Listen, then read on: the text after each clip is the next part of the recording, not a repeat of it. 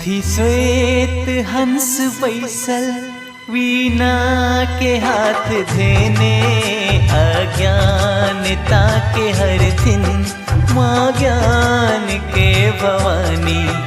छथि श्वेत हंस बैसल वीणा के हाथ धेने, अज्ञानता के हर दिन माँ ज्ञान के भवानी। छथि श्वेत हंस बैसल।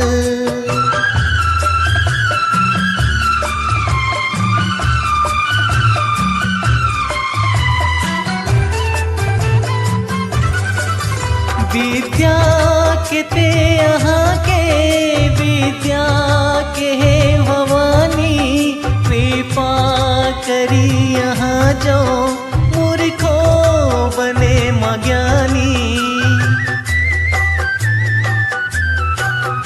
विद्या के ते यहाँ के, विद्या के है भवानी। कृपा करी यहाँ जो मूर्खो बने माँ ज्ञानी।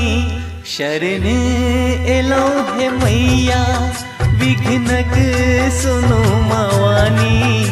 अज्ञानता के हरियो माँ ज्ञान के भवानी। छथि श्वेत हंस बैसल।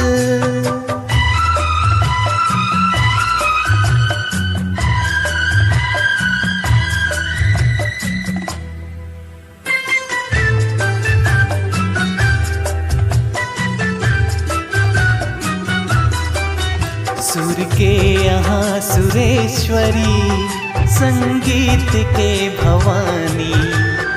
विद्या के रूप जननी, पुत्रों करे बखानी। सुर के यहाँ सुरेश्वरी, संगीत के भवानी। विद्या के रूप जननी, पुत्रों करे बखानी।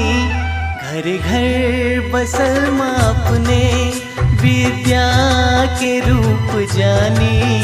अज्ञानता के हरियो माँ ज्ञान के भवानी।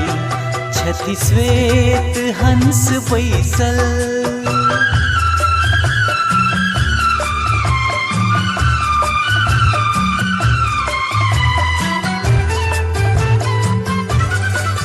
सबका कला ही के सुरगीत माही जे। आहे सात सरगम सुरतान माही जे। सबका कला ही के सुरगीत माही जे। आहे सात सरगम सुरतान माही छे। जग के अहिंच मैया, विद्या के महारानी। अज्ञानता के हरियो माँ ज्ञान के भवानी। छथि श्वेत हंस बैसल वीणा के हाथ धेने, अज्ञानता के हर दिन माँ ज्ञान के भवानी। छथि श्वेत हंस बैसल।